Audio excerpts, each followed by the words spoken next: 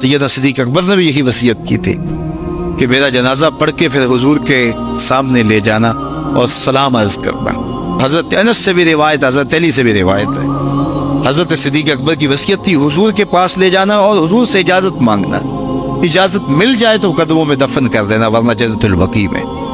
تو حضرت علی المرتضیٰ اور حضرت انس روایت کرتے ہیں کہ ایسا ہی ہوا کہ ہم نے جنازہ اٹھایا، پڑھا اور پھر حضور کے مواجہ انور کے سامنے رکھ دیا اور سارے ہاتھ باندھ کے عرض کرتے یا رسول اللہ ھذا ابو بکر یستاذن، اے اللہ کے پیارے محبوب صلی اللہ علیہ وسلم، یہ ابو بکر ہیں، آپ سے اجازت طلب کرتے ہیں، آپ کی قربت میں دفن ہونے کا شوق ہے، ہمیں کیا حکم ہے؟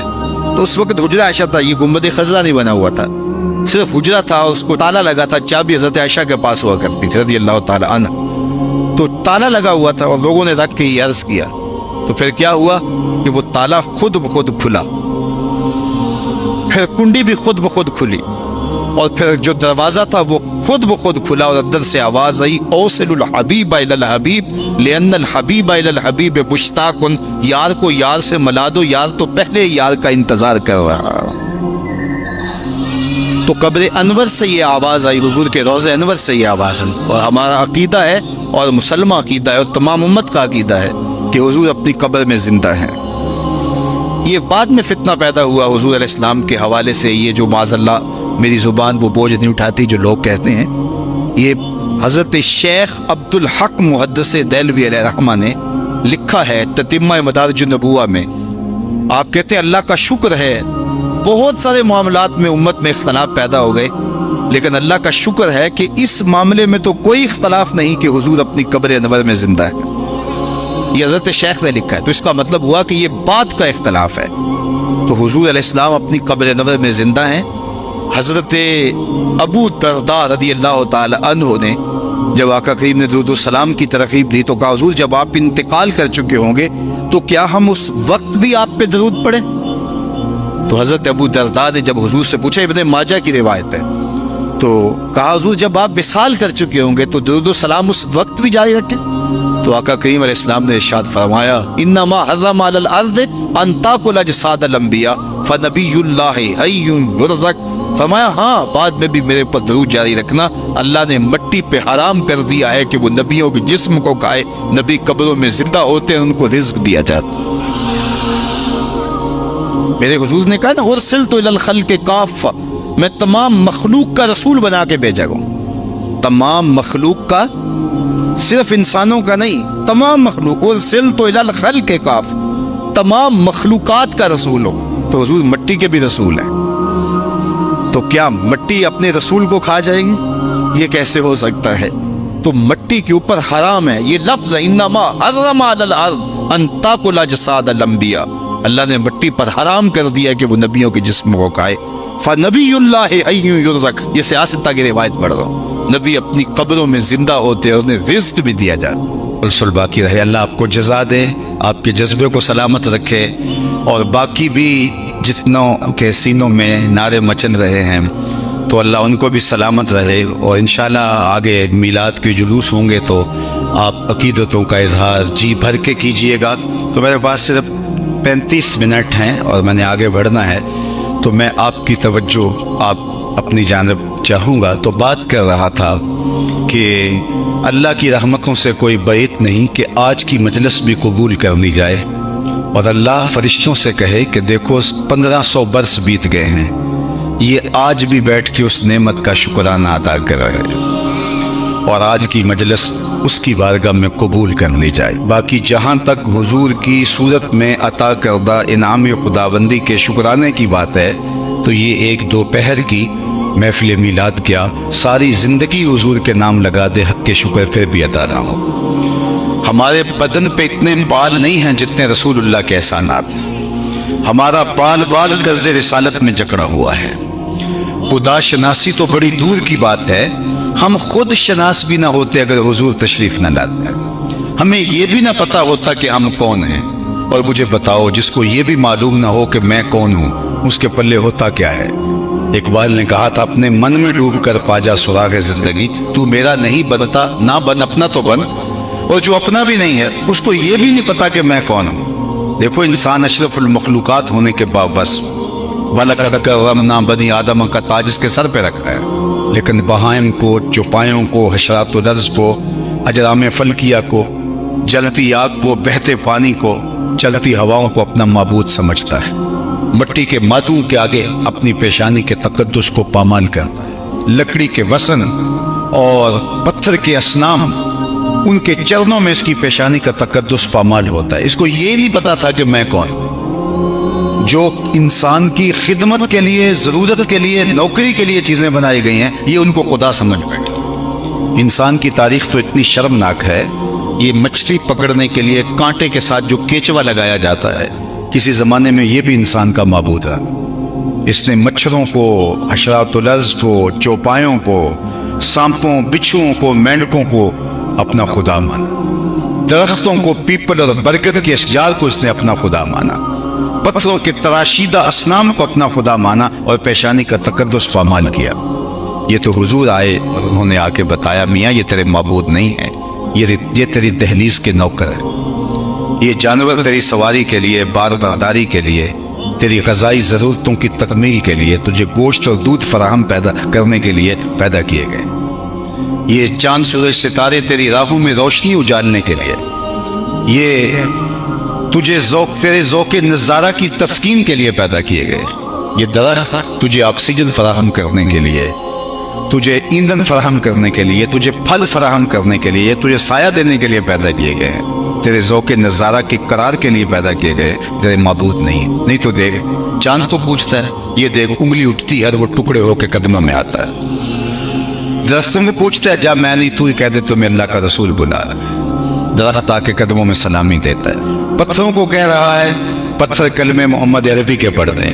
حضرت سیدنا علی المرتضیٰ فرماتے ہیں، اس پتھر کو میں آج بھی جانتا ہوں جو بعثت سے قبل حضور پر سلام پیش کیا کرتا۔ درخت سلامیاں دیتے ہیں۔ حضرت یعلا بن مرہ رضی اللہ تعالیٰ عنہ فرماتے ہیں کہ ایک دن میں حضور کے ہمراہ تھا، راستے میں حضور استراحت فرمانے لگے تو میں حضور کے پہرے کے لیے کھڑا ہو گیا۔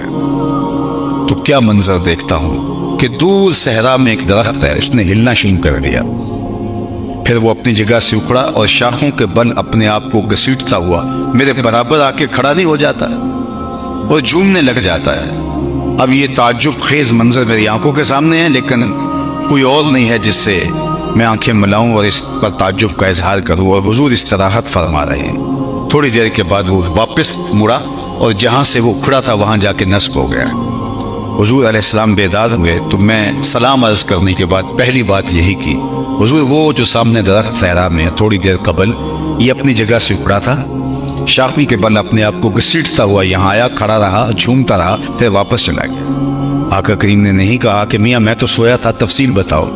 فرمایا، ھذہ شجرۃ استاذنت ربھا، یہ درخت ہے جس نے رب سے اذن طلب کیا تھا، محبوب تیرا، یا اللہ تیرا محبوب نیڑے آیا ہے، سلام نہ کر رہا ہوں، فآذن لہا، تو اس کو اجازت دے دی گئی، یہ مجھے سلام کرنے کے لیے حاضر ہوا تھا۔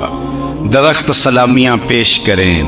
حضرت عبداللہ ابن عباس کہتے ہیں کہ ایک بدو آ گیا اور کہا کہ میں آپ پر ایمان تب لاؤں گا اگر یہ کھجور کے پکے ہوئے خوشے آپ کی نبوت کی گواہی دیں۔ تو فرمایا تب تو مان جائے گا۔ اس نے کہا انکار کا راستہ ہی نہیں ہوگا۔ آقا نے اشارہ کیا، وہ ٹوٹ کے قدموں میں آ گئے، حضور کی رسالت کی گواہی دی۔ اب ان ٹوٹی ہوئی کھجوروں کو اسی دیہاتی کی گود میں ڈال دیتے، اس کے جولی میں ڈال دیتے، وہ جا کے خاندان میں بانٹتا اس خوشی میں کہ مجھے ایمان کا نور نصیب ہو، یا صحابہ کو بانٹ دیتے، ساری زندگی فخر کرتے کہ معجزے سے ٹوٹی ہوئی کھجوریں کھائی تھی۔ لیکن حضور نے ان کھجوروں سے مخاطب ہو کر کے کہا کہ تمہیں جس کام کے لیے بلایا تھا وہ کام ہو گیا، اب واپس جا کے شاخ سے جڑ بھی جاؤ۔ صرف توڑنا نہیں جانتے، جوڑنا بھی جانتے۔ چاند کو توڑا نہیں، چاند کو جوڑا بھی ہے۔ اور کسی نے کہا تھا چاند کو توڑ کے جوڑنے والے ہم بھی ٹوٹی ہوئی تقدیر لیے بیٹھے ہیں۔ تو حضور علیہ السلام نے آگے بتایا یہ تیرے معبود نہیں ہیں، یہ تیری دہلیز کے نوکر ہے، اور پوری کائنات کا چرخ انسان کے گرد گھوم رہا ہے۔ اے تماشا گاہ عالم روئے تو کجا پہلے تماشا بھی روی، تو کدھر گھوم رہا ہے؟ یہ پوری کائنات کا چرخ تو تیرے لیے ہے۔ اب انسان کو سمجھ آئی کہ میں کون، اب اس کا فہم اس کا جو ہے وہ اس کی عقل و خرد، دانش و بینش کو نور نصیب ہوا. اب اس کا لہجہ تبدیل ہو گیا. اللہ اکبر. اب وہ بولتا ہے ستاروں سے آگے جہاں اور بھی ہیں، ابھی عشق کے امتحان اور بھی ہیں. اب وہ بولتا کانپتا ہے دل تیرا اندیشہ طوفان سے کیا، نا خدا تو بحر تو کشتی بھی تو ساحل بھی تو. یہ وہی انسان ہے جو پتھروں کو پوچھتا تھا. یہ وہی انسان ہے جو درختوں کو معبود مانتا تھا، مٹی کے بنے ہوئے معدوم کے آگے اپنی پیشانی کے تقدس کو پامال کرتا تھا. اب وہی بول رہا ہے کانپتا ہے دل تیرا اندیشہ طوفان سے کیا، نا خدا تو بحر تو کشتی بھی تو ساحل بھی تو. دیکھ آ کر کچھ آئے جا کے گرے وا میں کبھی، کیس تو لیلا بھی تو صحرا بھی تو محمل بھی تو. ناکامی کے تاج ساکی ہو گیا، میں بھی تو مینا بھی تو مستی بھی تو حاصل بھی تو. آہ کس کی جستجو آوارہ رکھتی ہے تجھے، راہ تو راہ رو بھی تو راہبر بھی تو منزل بھی تو. بے خبر تو جوہر آئینہ ایام ہے، تو زمانے میں خدا کا آخری پیغام ہے. اب یہ خلیفۃ الارض، زمین کے اوپر اللہ کا نائب ہے، اور یہ کسی کو خاطر میں نہیں لاتا. پیشانی فرشتوں کی بھی حضرت انسان کے آگے خم ہوتی ہے، اس کو اپنے مقام سے آگہی ہوتی ہے. اب یہ بولتا ہے پرے اے چرخ نیلی فام سے منزل مسلمان کی، ستارے جس کی کرتے راہوں وہ کارواں تو ہے.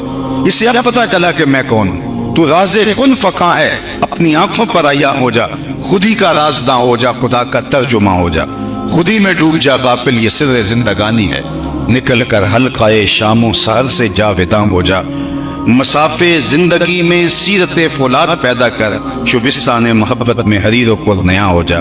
گزر جا بن کے سیل تند رو کوہ بیاباں سے، گلستہ راہ میں آئے تو جوئے نغمہ ہاں ہو جا. تیرے علم و محبت کی نہیں ہے انتہا کوئی، نہیں ہے تجھ سے بڑھ کر ساز فطرت میں نوا کوئی. اس کو اب پتا چلا، آنکھیں کھلی، خود سے ملاقات ہوئی تو حضور کی دہلیز پہ آ گیا. اور اگر یہ دہلیز نہ ملتی تو آج بھی اندھیرے میں ہوتے. آج بھی ظلمت کا مارا ہوا انسان کسی بت کے آگے سجدہ دے، اور جنہیں ان کا در نہیں ملا وہ آج بت کے آگے ہاتھ جوڑے کھڑے ہیں. یہ نہیں ہے کہ انہیں دنیا کے علم و تہذیب اور دنیا کے اوپر جو ترقیاں ہیں ان کا علم نہیں ہے. پی ایچ ڈی ڈاکٹر ہے، یہ بالکل آپ کی ہمسائی کی انڈیا میں بسنے والا. دیکھو کتنی بھاری بھرکم ڈگری ہے، علم کا کتنا بڑا حوالہ ہے، لیکن بت کے آگے ہاتھ جوڑے کھڑا ہے. اتنی بھاری اور بھرکم ڈگری اسے نہیں بتاتی کہ جو اپنے بدن پہ بیٹھی مکھی بھی نہ اڑا سکے وہ تیری ضروریات کا کفیل کیسے ہو سکتا ہے. ہاتھ جوڑے کھڑا ہے. اور دوسری طرف MBBS ڈاکٹر ہے اور گائے کے پیشاب کو تبرکن چسکیاں لے لے کے پی رہا ہے. اس کی طبع میں کوئی نفاست نہیں ہے، اس پیشاب سے اٹھتا ہوا تعفن اس کی طبیعت میں تقدر پیدا نہیں کرتا، لیکن وہ اس کو متبرک سمجھ رہا ہے. دوسری جانب میں ایک گاؤں سے تعلق رکھنے والا ہوں، اور میں نے اپنے گاؤں کی مسجد میں ایک بچے کو دیکھا کہ جو اپنے پائنچے کو مل مل کے دھو رہا تھا. تو پانی اس نے کچھ زیادہ کھول رکھا تھا، تو میں نے جھڑکنے کے لہجے میں کہا کہ تم نے اتنا زیادہ پانی کھول رکھا ہے. تو وہ لجاجت بھرے لہجے میں مجھے جواب دیتا ہے، حضرت میں سکول جا رہا تھا، راستے میں گلی میں ایک جانور کے پیشاب کے چھینٹے میرے پائنچے پہ گر گئے. وہ کوئی درس نظامی کا عالم نہیں تھا کہ جس نے نجاست خفیفہ و غلیظہ کے احکام پڑھے ہوں. وہ 7 سال کا بچہ، دوسرے یا تیسرے سال کا طالب علم، اور وہ پائنچے کو مل مل کے دھو رہا ہے، پیشاب کے غیر مری چھینٹوں سے بھی اپنی جان چھڑانا چاہ رہا ہے. میں سوچ میں ڈوب گیا. اس ڈاکٹر کو تو سمجھ نہیں آئی، اور یہ اس 7 سال کے بچے کو ان غیر مری چھینٹوں سے بھی گھن آ رہی ہے. تو اندر سے جواب آیا، وہ ہے ڈاکٹر لیکن اس کے ہاتھ میں دامن میرے حضور کا نہیں ہے، اور یہ ہے بچہ ماں نے گھٹی میں پیاری حضور کا رکھا تھا، اس لیے تقدس اس کی روح تک اتر گیا. اگر زندگی کا جمال، زندگی کا حسن، زندگی کی خوبصورتی دیکھنی ہے تو محمد عربی کی چوکھٹ پہ آیا صلی اللہ علیہ وآلہ وسلم، ورنہ در بدر کی ٹھوکریں ہوں گی. یہاں سید سلیم گیلانی مرحوم کا ایک شعر دیکھیے. ویسے آج کل تو ہمارا جو نعتی ادب ہے وہ پمال کر دیا ہے. یہ جو اس وقت نئے شاعر آئے ہیں، بٹن ٹھاں کر دیتے، بٹن تاں کر دیتے، نکی جی ہاں کر دے، بازاری لفظ نعت میں مندرج کیے جا رہے ہیں. لیکن ذرا شعر کا حسن دیکھیے. نہ خرد کی روشنی تھی نہ جنوں کی آگہی تھی، نہ خرد کی روشنی تھی نہ جنوں کی آگہی تھی، تیری رہبری سے پہلے یہ جہاں جہاں نہیں تھا. تیری راہبری سے پہلے یہ جہاں جہاں نہیں تھا، تیرے آستان سے پہلے کوئی آستان نہیں تھا، میں وہ زمین تھی جس کا کوئی آسمان نہیں۔ زندگی کا سارا جمال، زندگی کا سارا حسن زمانے کو ملا ہے تو میلاد والے رسول کی چوکٹ ہو۔ اگر یہ درد نہ ہوتا تو رسوائیاں مقدر ہوتی، اور آج بھی انسانیت کا بھٹکا ہوا قافلہ ذرا تصور تو کرے کہاں ہوتا۔ جو باپ بیٹی کو اپنے ہاتھوں سے زندہ درگور کر دیتا ہے اور معاشرہ اس کو اس پہ داد دیتا ہے کہ تو نے اپنی پگڑی کا کلس نیچا ہونے سے بچا لیا ہے۔ ظلم آج بھی ہوتے ہیں، جبر آج بھی ہوتا ہے، لیکن مجرم منہ چھپاتا ہے۔ لیکن کیسا بڑا جرم تھا، اور سینہ تان کے باپ اس پہ فخر و مباحات کرتا تھا کہ میں نے اپنی آبرو بچا لی، اور وہ ظالمانہ سماج اس پر بھی اسے داد دے۔ پھر ایک آواز گونجی، اللہ اکبر۔ کوہ صحرا میں دنیا کے کونے کونے تک آواز پہنچی۔ آپ کو علماء تو علماء ہیں، آپ کو بھی عربی متن کے ساتھ بہت ساروں کو یاد ہوگی، لیکن اس کو صرف جو ہے وہ آپ محبت کے تناظر کے اندر ہی سنتے ہیں۔ ذرا ظالمانہ سماج کے خلاف جو کلمہ جہاد ہے اس تناظر میں دیکھیں۔ جب بیٹیاں زندہ درگور ہوتی تھی، باپ اس پہ فخر کرتا تھا، آواز آتی ہے لوگوں سن لو، فاطمہ میرے جگر کا ٹکڑا ہے۔ اس ظالمانہ سماج کے خلاف یہ بلند آواز اٹھتی ہے، اور دنیا کو بتایا کہ بیٹیاں جو ہے وہ زندہ درگور کرنے کے قابل نہیں ہے، بلکہ حضور کے پاس جب سیدہ زہرا پاک ملنے آتی ہیں حضور مسند پہ بیٹھاتے ہیں۔ اللہ اکبر، تکریم دیتے ہیں، دنیا کو بتایا کہ بیٹیاں کس عزت کے لائق ہوتی ہیں، کس وقار کے۔ بلکہ فرمایا جو دو بیٹیاں یا دو بہنیں خدا کی رضا کے لیے ان کا نکاح کرے، پروان چڑھائے اور نکاح کر دے، جنت میں وہ اس طرح میرے نیڑے ہوگا جس طرح یہ 2 انگلیاں قریب ہیں۔ تو ایک صاحب پوچھنے لگے حضرت اگر کسی کی 2 بیٹیاں نہ ہوں، ایک ہو تو میں اس کو بھی یہ اعزاز ملے گا۔ ذرا اس کے پیچھے دیکھیے، اس کی 2 بیٹیاں نہیں ہوں گی، ایک ہوگی۔ تو کہاں بیٹیاں زندہ درگور ہوتی ہیں اور کہاں باپ آرزو کر رہا ہے کاش کہ میری بھی 2 بیٹیاں ہوتی۔ میں نے گجرانوالا کپڑا مارکیٹ میں ایک بوڑھے شخص کو اپنی کمر کے اوپر بورا لاد کے جاتے ہوئے دیکھا، تو میری شناسائی تھی، تو میں نے اس کو کہا کہ تم بوڑھے ہو گئے اب چھوڑتے نہیں کام؟ تو مجھے اس کا لہجہ کبھی بھی نہیں بھولا۔ اس نے ایسے اگل شہادت والی کھڑی کی، کہا حضرت میری ابھی ایک بیٹی رہتی ہے جس کی میں نے شادی کرنی ہے۔ تو میں نے کہا کہ یہ باپ تو زندہ درگور کرتا تھا، آج یہ بڑھاپے کے اندر مزدوری کر رہا ہے۔ پردیس میں جا کے لوگ پتھر کوٹتے ہیں کہ ہم اپنی بہنوں کے ہاتھ پیلے کرنے ہیں، اپنی بیٹیوں کے ہاتھ پیلے کرنے ہیں، یہ تو زندہ درگور کرتے ہیں۔ ان کے سینے میں بیٹی کا پیار کس نے ڈالا؟ جواب آیا میلاد والے رسول نے۔ اور میاں تم اس بحث میں لگے ہو میلاد منانا چاہیے یا نہیں منانا چاہیے، ساری زندگی بھی باغ دو، حق کے شکر پھر بھی ادا کرو۔ اور یہ وہ ایک زمانے میں مال روڈ پہ خواتین نے وہ کتبے اٹھا کے جو ہے وہ اپنے حقوق کی بات کی تھی، اور پھر اب تو ایک لہر چل پڑی۔ تو ان زمانے میں ہمدرد آل کے اندر ہم ایک ماہانہ نشست کرتے تھے، تو میں نے کہا تم بھول گئی ہو، تم آج اسلام کے خلاف بغاوت میں اتر آئی ہو اور پردے کو بوجھ سمجھتی ہو، تم بھول گئی ہو، تمہارا تو وجود گوارا نہیں تھا۔ عورت تو گالی تھی، کس لوگوں نے کہا کہ آج قبیلے جن سے انسان سے نہیں ہے، ہم شکل ضرور ہے انسان کی، لیکن انسان کے بچوں کو جنم بھی دیتی ہے، پروان بھی چڑھاتی ہے، دودھ بھی پلاتی ہے، مگر انسان نہیں ہے۔ لیکن میرے حضور صلی اللہ علیہ وآلہ وسلم نے جو ہے وہ عورت کو وہ مقام دیا اور بیٹی کو اس مرتبے پہ رکھا۔ یارو، عورت کو بدی کا سر چشمہ قرار دیا گیا اور کہا گیا کہ خدا کے قرب کے راستے میں رکاوٹ عورت ہے، عورت کی موجودگی میں خدا کا قرب نصیب نہیں ہو سکتا۔ اور میرے حضور نے فرمایا کہ مجھے عائشہ کے بستر میں وہی اتر دی، تم رکاوٹ بناتے ہو۔ یہاں عورت کو تو عزت ہی میرے حضور صلی اللہ علیہ وآلہ وسلم نے دی ہے، میلاد والے رسول نے دی ہے۔ خواتین کا تو زیادہ حق ہے کہ وہ اپنے بچوں کو درود کی ڈوریاں دیں اور اپنے گھروں کے اندر صرف میلاد کے مہینے میں نہیں، ہر روز میلاد کریں اور ان کو بتائیں کہ یہ ساری عزتیں جو زمانے کو ملی ہیں یہ رسول اللہ کے صدقے سے نصیب ہیں۔ نہ خرد کی روشنی تھی نہ جنوں کی آگہی تھی، تیری رہبری سے پہلے یہ جہاں جہاں نہیں۔ میں زنزبار بھی گیا تو وہاں وہ جگہیں آج بھی موجود ہیں جہاں پوری دنیا سے غلام لا کے تو اس جزیرے میں باندھ دیے جاتے، پھر جہازوں میں بھر بھر کے وہاں منڈی لگتی تھی اور لوگ جو ہے وہ پوری دنیا کے اوپر غلاموں کو سپلائی کیا جاتا تھا۔ تو آج وہاں غلام نہیں ہے، لیکن वहाँ जाके आज भी इन जगहों को देख के रोंगटे खड़े होते हैं। ये वो जगह थी जहाँ गुलाम को यूं बेचा जाता था। कभी आप मंडी मवेशिया में गए हैं, ईद के मौके पे कुर्बानी का जानवर देने के लिए दूर जाते तो आपने देखा होगा किस तरह जानवर भी कमर के बोल के देखी जाती है, उसके वजन का अंदाजा करें, उसका मुंह खोल के देखा जाता है, दांत देखें और अंदाजा करें कि उम्र क्या है। यही इंसान के साथ होता है।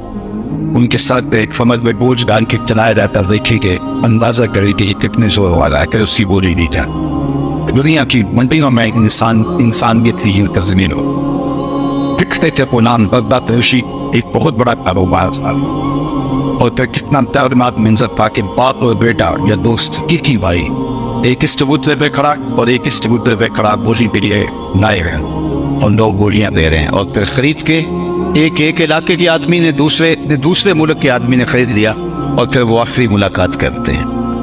माँ और बेटी कनीजे बन के बिकने पे आई हैं और वो उन चबूतरों पे खड़ी हैं, तो माँ को कोई और खरीद लेता है, बेटी को कोई और खरीद लेता है, फिर मुख्तलिफ इलाकों में लेके जाते हैं। अल्लाह अकबर। यार अपनी मर्जी से जांच परख के रिश्ता किया जाता है और हर पहलू से, हर तनाजुर से जो है वो देखा जाता है कि हमारी बेटी के लायक भी है कि नहीं। और फिर बेटी को जब रुखसत किया जाता है अगले दिन वहाँ जाना होता है वलीमे पे, अगले दिन बेटी ने घर आना होता है। जब चाहे मुलाकात हो सकती है, लेकिन जब बेटी को रुखसत करती है मैं उस माँ उसका कलेजा फट रहा होता है, जबकि वो साथ वाले मोहल्ले में जा रही होती है। तो जरा तसव्वुर करें कि इस फट्टे पे माँ बिक रही है और इस फट्टे पे बेटी बिक रही है और फिर दो मुख्तलिफ मुल्कों के आका उनको खरीद के ले जा रहे हैं, दोबारा शायद कभी मुलाकात भी नहीं होगी। तो जब वो आपस में जुदा होते होंगे तो क्या दर्द फूटता होगा और उन आंसुओं में कितनी आग होती होगी। ये दुनिया की मंडियों में सरे बाजार होता था, रोज होता था और ये रोज इंसानी दर्द की कहानियां रकम होती थी। ये मेरे हुजूर आए सल्लल्लाहु अलैहि वसल्लम। आपने उलमा से सुना है कि सवैबा ने जाके कहा कि तेरे मरहूम भाई के घर बेटा पैदा हुआ है, तो अबू लहब ने कहा कि जा तू आज़ाद है। तो इस पर उसको क्या फ़ायदा हुआ उलमा से आप सुनते हैं, लेकिन मैं जिस पहलू की तरफ आपकी तवज्जो दिलाना चाहता हूँ वो ये कि हुजूर ने सहने कायनात पे कदम रखा, गुलामी की जंजीरें टूटने लगी। फिर इतने तरीके दिए गुलाम आज़ाद करने के, कसम तोड़ बैठो गुलाम आज़ाद, कुफारा कत्ल में गुलाम आज़ाद, कुफारा इज़हार में गुलाम आज़ाद, रोज़ा तोड़ बैठो गुलाम आज़ाद। वैसे तरगीब थी गुलाम आज़ाद करने। हज़रत उस्मान गनी रज़ी अल्लाह तआला अन्हु हर जुमे को एक गुलाम आज़ाद करते थे। हज़रत उमर रज़ी अल्लाह तआला अन्हु जो ज़्यादा नमाज़ी पढ़ता था गुलाम उसको आज़ाद कर देते। गुलामों को ये आपकी आदत और आपका मिजाज समझ में आया तो ज़्यादा नमाज़ें पढ़नी शुरू कर दी, तो आपने आज़ाद करना शुरू कर दिया। तो लोगों ने कहा उमर आप बोले हैं ये दिल से नहीं पढ़ते, ये आपको दिखलाने के लिए और आज़ादी के लिए करते हैं। तो हज़रत उमर ने कहा ये मुझे खुदा के नाम पे धोखा देते हैं, मैं 100 बार खाने के लिए तैयार हूँ। अल्लाह। सहाबा में सबसे अमीर हज़रत अब्दुर्रहमान बिन औफ रज़ी अल्लाह ताला, उन्होंने अपनी ज़िंदगी में 30,000 गुलाम आज़ाद किए हैं। उस दौर की सबसे महंगी सखावत गुलाम आज़ाद करना। 30,000 गुलाम हज़रत अब्दुर्रहमान बिन औफ ने, फिर बाकी असहाब ने, हज़रत सैयदना सिद्दीक़ अकबर रज़ी अल्लाह ताला अन्हु ने, मौला कायनात ने, बाकी असहाब पैगंबर की ज़िंदगियाँ देखिए। और आज अगर दुनिया के ऊपर गुलामी मौजूद नहीं रही है तो ये किसके दिए हुए निज़ाम का सदका और सिला है। गुलामों को अमली तौर पे गुलामी अब खत्म हो गई और जब तक गुलाम मौजूद रहे उनके लिए आदाब बताए लोगों को, जो खुद खाते उन्हें खिलाओ, जो खुद पहनते उन्हें पहनाओ। अल्लाह अकबर। वो गुलाम जो आका का जूता धूप से उठाकर छांव में रखे और आका इस तरह कोड़े मारे कि तुमने मेरा जूता मेरे पूछे बगैर छुआ क्या है, क्यों छुआ है? वो कहता है साहब धूप में खराब हो रहा था इसलिए मैंने छांव में रख दिया। तो आका कहता नहीं, तेरी खूब गुलामी बदल रही है, तू अपनी औकात भूल गया है। तुझे याद ही नहीं कि मैं गुलाम हूँ, किससे कोड़े मारता है। इकबाल ने कहा था ना गुलामी क्या है, ज़ौक़े हुस्न ज़ेबाई से महरूमी, जिसे ज़ेबा कहें आज़ाद बंदे हैं वही ज़ेबा। भरोसा कर नहीं सकते गुलामों की बसीरत पर कि दुनिया में फ़कत मर्दान हुर की गुलाम की क्या औकात होती है। वो आका का जूता इज़्म के बगैर ना छू सके। सुनो सुनो, एक बार नहीं 100 बार मिलाद मनाओ, हुजूर के जिक्र में दीवानगी का इज़हार करो। जब गुलाम आका का जूता बगैर इज़्न के छू नहीं सकता हुजूर मिराज से वापस पलटते हैं और बिलाल से पूछते हैं, बिलाल तू कौन सा नेक अमल करता है, मैं जन्नत में तेरे कदमों की आहट से गुजार सकूं। क्या इससे एक जुमले ने दौरे गुलामी की सारी थकन उतारने दी होगी और बिलाल फर्श सीट के फराजे अर्श तक नहीं पहुंच गया होगा। ये अजमतें कि जो जूता भी ना छू सकी, उसको कौनैन का सरदार कह रहा है कि मैंने तेरे कदमों की आहट वहां सुनी है, पस्तियों से उठा के औजे सरैया की बुलंदियों तक पहुंचा दिया।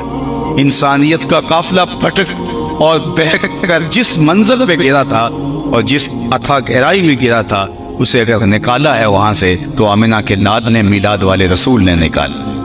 आफताब जिंदगी की एक शुआए अव्वली, नूर से तेरे फलक रोशन, दरख्शां है जमी, तेरी हस्ती रोशनी का एक हसी मीनार है, हर किरण जिसकी निशाने मंजिल दुनिया होती।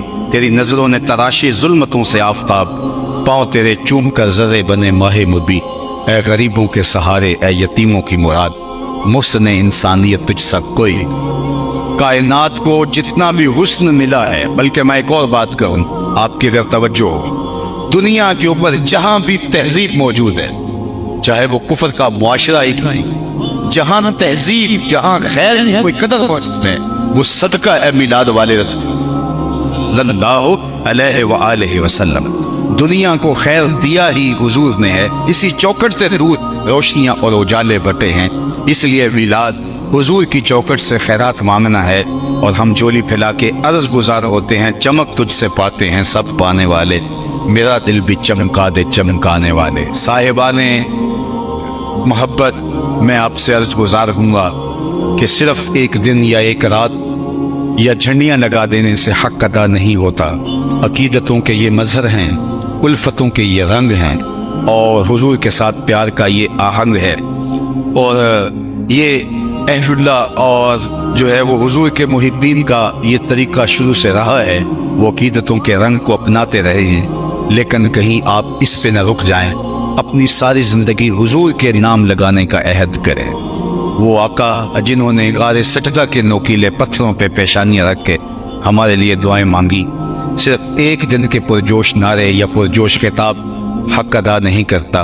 हमें सारी ज़िंदगी आका करीम के नाम लगाना पड़ेगी। मेरे उस्ताद फरमाया करते थे, ये ना हो कि लोग तुम्हें पूछें तुम कौन होते हो और तुम्हें बताना पड़े साहिब हम मुसलमान होते हैं।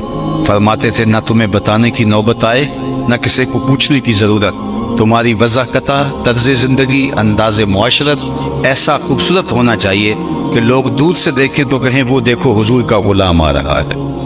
नूर आंखों में तो चेहरों पे उजाले होंगे, मुस्तफ़ा वालों के अंदाज निराले होंगे। दुनिया में भी उनके दम से मुक़द्दर चमका, महशर में भी उनकी रहमत के हवाले होंगे। आइए ये 1500 साला हुजूर का जश्न मिलाद है। हम अज़म करें कि हुजूर जिएंगे तो आपके लिए, मरेंगे तो आपके लिए।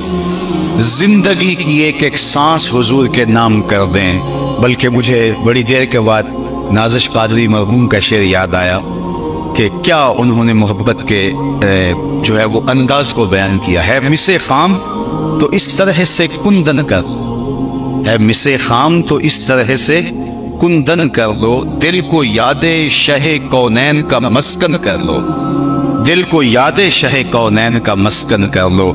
सब्ज गुंबद से यूं ताल्लुक बनाओ नाज़िश, रूह भी अपनी हरे रंग से रोगन कर।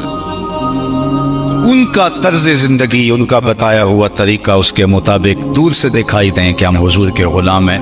बुशरल कैफी लिखाइल हबीब इमाम सयूती की है, तो उसमें एक वाक़या लाए हैं कि हुजूर अलैहिस्सलाम की मुबारक दाढ़ी और सर अनवर में कुल 18 से 22 तक सफ़ेद बाल थे। किसी की सीरत भी ऐसी महफूज नहीं और किसी की का जो है वो शमाइल और किसी की सूरत भी ऐसी बयान नहीं फरमाई गई जैसे आमना के लाल की सीरत और सूरत बयान। हुजूर सुर्ख मेहंदी से उन बालों को वस्मा किया कर। और एक हुजूर का आशिक था, उसकी बात दाढ़ी में कुछ बाल आए तो उसने भी उनको सुर्ख मेहंदी से वस्मा करना शुरू किया। खैर इंतकाल हो गया तो नकीरैन आए, तो एक ने पूछा मन रब्बुका, तो दूसरे ने बाजू से पकड़ के कहा इससे पूछता है, इसकी दाढ़ी में इस्लाम का नूर चमक रहा है। तो मैं और आप, हमारा नक्शा, हमारी वज़ाकता, तर्ज जिंदगी, अंदाज़े ज़ीज़ ये बताए हम हुजूर के गुलाम। किसी को पूछना ना पड़े। यार किसी सिख के बारे में कभी पूछना पड़ा है कि ये सिख है? اس نے اپنے گرو کو ایسا مانا ہے. حضرت کرما والے فرمایا کرتے تھے یار ذرا سکھوں سے ہی جو ہے وہ نصیحت حاصل کر لو, انہوں نے کس طرح اپنے گرو کو مانا ہے, دور سے پہچانا جاتا ہے یہ کس کا چیلا ہے. تو حضور کے غلاموں کو بھی حضور علیہ الصلوۃ والسلام کے بتائے ہوئے طریقے پر, حضور علیہ الصلوۃ والسلام کے انداز حیات پر ایسے عمل کرنا چاہیے. دور سے پتہ چلے یہ حضور کا غلام آ رہا ہے, حضور کا عاشق آ رہا ہے. تو آئیے اپنی زندگی کو حضور کے نام لگائیں, اور یہی میلاد کا پیغام ہے. اور میلاد کے اندر ہم یہی سیکھتے ہیں, سر سے لے کر پاؤں تک ہمارا طرز زندگی اور ہمارے شمائل, ہمارا نقشہ, ہماری صورت حضور علیہ الصلوۃ والسلام کی بتائی ہوئی تعلیمات کے عکس میں ہو. میرے حضرت کا ایک شعر ہے, یاری لا تو پاک نبی سنگ اے پر پوری یاری. یاری لا تو پاک نبی سنگ اے پر پوری یاری, پھر درود قبول ہے تیرا لکھ نہ لو ایک واری. پھر درود قبول ہے تیرا لکھ نہ لو ایک واری. اللہ ہمیں حضور کی راہوں کا مسافر رکھے اور اپنی خاص عنایتوں کا حظ وافر دے. وآخر دعوانا ان الحمد للہ.